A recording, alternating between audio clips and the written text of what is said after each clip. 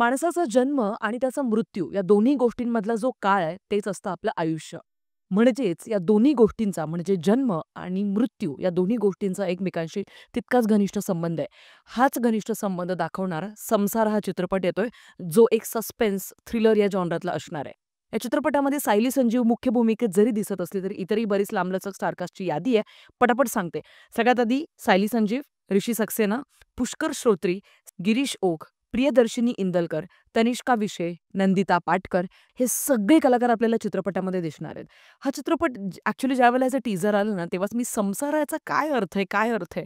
बऱ्याच सगळ्या गोष्टी मला उलगडल्याच नाही आणि ठीक आहे लेट द ट्रेलर कम त्यावेळेला आणखीन जास्त नक्कीच आपल्या सगळ्यांना गोष्टी कळतीलच. पण एकंदरीत ज्या पद्धतीने टीझर कट केलाय ती गोष्ट मला आवडली अंशतः. आता मी अंशतः यासाठी म्हणतेय कारण 2 गोष्टी अशा आहेत ज्या मला अजिबातच नाही आवडल्या टीझरमधल्या. पण काय आवडले आधी त्याच्याबद्दल बोलतेय. सगळ्यात आधी तर ज्या पद्धतीने कट्स दिलेले आहेत सुरुवातीलाच टीझरच्या ते मला आवडले. थोडासा फास्ट पेस दाखवण्याचा प्रयत्न केलाय. त्यातला हा एक सीन तुम्ही पाहिला का? हे काय भयानक गोष्ट आहे.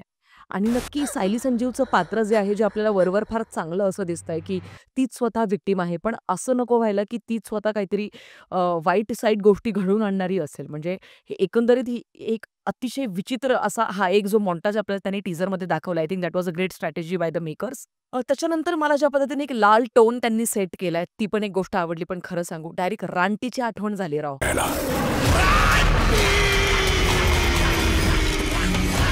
म्हणजे सगळं तसं लाल भडक होतं. माझीच लाल संघटना. तर त्या संघटनेचा जो चित्रपट आला होता रानटी, थेट मला त्या चित्रपटाची आठवण झाली. टच वूड की तशा पद्धतीचा चित्रपट हा नसावा आणि जेन्युइनली चांगला चित्रपट असावा. आता पुढची एक गोष्ट जी मला आवडली की कॉन्सेप्ट खूप वेगळी आहे. अशा प्रकारचे नवीन-नवीन प्रयोग मराठीमध्ये होत नाही. खरं सांगा तुम्हालाही आनंद झालाच ना? नाही आपण टेक्निकल गोष्टी त्या सगळ्यांबद्दल बोलणारच आहोत. पण खऱ्या अर्थाने मी सांगते मला खूप आनंद झाला की त्याच डबल मीनिंगच्या कॉमेडीतले फालतूचे सिनेमे बनवण्यापेक्षा मराठीमध्ये नवनवीन प्रयोग होत आहेत. आता प्रयोग हा शब्द त्याच्याचमुळे बनवला गेलाय, की पहिल्यांदाच बनवतोय, मग तेव्हाच सगळं एकदम पहिल्यांदाच मी पुरणपोळी बनवायला घेतली आणि तेव्हाच ती छान बनली, असं कधीच होत नाही ना. ते तुटतात किंवा कधी-कधी त्यातलं पुरण बाहेर येतं किंवा त्या कधी-कधी डागतात सुद्धा.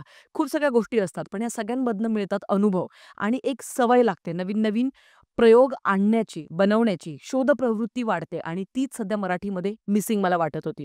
त्याच्याचमुळे या चित्रपटाचा जो टीझर आला तेव्हाच मला कुठेतरी थोडंसं बरं पण वाटलं, की छान-छान गोष्टी येतायत. मेकर्स थोडीफार मेहनत अजून जास्त घेतायत नवीन-नवीन गोष्टी आपल्या सगळ्यांपर्यंत पोहोचवण्यासाठीच्या.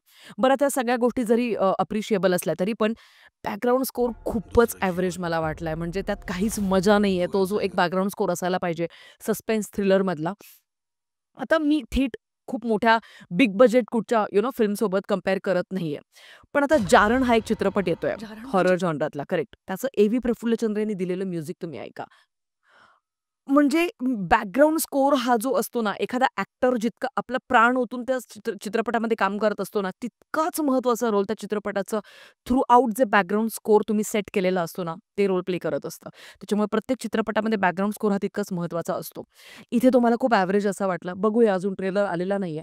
बाकी दुसरी एक गोष्ट जी मला नाही आवडली, की टीझरमध्येच त्यांनी ठीक आहे, सुरुवातीचा हा जो एक मॉन्टाज त्यांनी दिलाय त्या एका गर्भाच्या किंवा अंड्याच्या अवतीभोवतीचा तर ती एक गोष्ट योग्य होती. पण त्याच्या व्यतिरिक्त ज्यावेळेला टीझर संपतोय, तिथे तुम्ही हा जो एक मॉन्टाज टाकलाय, म्हणजे असं नको व्हायला, की आता हे तुम्ही दाखवलंय आणि ज्यावेळेला चित्रपट बघायला आपण जाऊ, तेव्हा या 2 मॉन्टाजच्या व्यतिरिक्त अजून काही त्या गर्भाच्या, त्या अंड्याच्या आजूबाजूला काही जास्त मॉन्टाजेस नसावेत, असं नको व्हायला. कारण बऱ्याचदा असंच होतं, की प्रेक्षकांना थिएटर्सपर्यंत आणण्यासाठी मेकर्स काय करतात, की टीझर आणि ट्रेलरमध्ये सगळे जे महत्त्वाच्या गोष्टी असतात, त्या अशा निवडून चेरी पिक करतात आणि टाकतात आणि मग ॲक्चुअलमध्ये फिल्म बघायला जातो त्यावेळेला त्याच्याहून जास्त वेगळं काही बघण्यासारखं किंवा एक्सप्लोर करण्यासारखं काहीच उरत नाही आणि तिथे निराशा होते.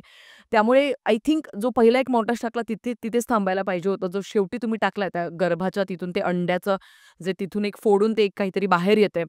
तर आय फील की ते ट्रेलरमध्ये सस्पेन्स असायला ठेवायला पाहिजे होतं किंवा ॲक्चुअल फिल्ममध्ये तो एक अनुभव किंवा एक आश्चर्यचकित करणारा एक मोमेंट तो ठरू शकला असता. बाकी जर या 2 मॉन्टाजेसच्या व्यतिरिक्त अजून बरंच काही-काही ह्याच्यामध्ये स्पेशल इफेक्ट्स आणि ह्या त्या गोष्टी वापरून जर काही त्यांनी टाकलेल्या गोष्टी असतील, तर मग काही हरकत नाही. पण आता ते तर ट्रेलर आल्यानंतरच कळेल. बाकी तुमचं काय मत आहे संसार या चित्रपटाबद्दल ते मला कमेंट सेक्शनमध्ये कळवा ना. आणि हो, सायली संजीवबद्दल जर का जाता बोलायचं झालं, तर आय थिंक ती खूप उत्तम अभिनेत्री आहे मराठी चित्रपटसृष्टीतली.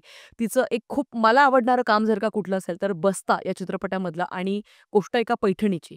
हे 2 चित्रपट नेहमीच माझ्यासाठी खास असतील फक्त आणि फक्त सायली संजीवमुळे. बाकी तुमचं काय मत आहे कमेंट सेक्शनमध्ये कळवा ना आणि तिचं इतर कुठलं काम तुम्हाला आवडलंय तेही मला कळवा. भेटूया पुढच्या व्हिडिओमध्ये. तोपर्यंत काळजी घ्या. Peace out. दोस्तों, आप स्क्रीन पे जो टी शर्ट देख रहे हैं ये महज एक कपड़ा नहीं, एक भावना है, एक संस्कार है, क्रांति है, देश की नेशनल टी शर्ट है, लाल धारी टी शर्ट। टाटा से लेके जमशेदपुर तक, मांडू से लेके काठमांडू तक, अमीर से लेके गरीब तक, रंग रूप भाषाएं सब कुछ जुदा हो लेकिन आपको एक रंग में पिरोने का काम करता है ये लाल धारी टी शर्ट। हो सकता है एक दिन सूरज निकलना भूल जाए, आपके गली मोहल्ले का फेमस चाट वाला फेमस ना बचे, चाउमीन सेंटर वाला सेंटर से लेफ्ट में खड़ा हो जाए, लेकिन ये टी शर्ट खरीदने वालों की तादाद बेरोजगारों से कहीं अधिक है इस देश।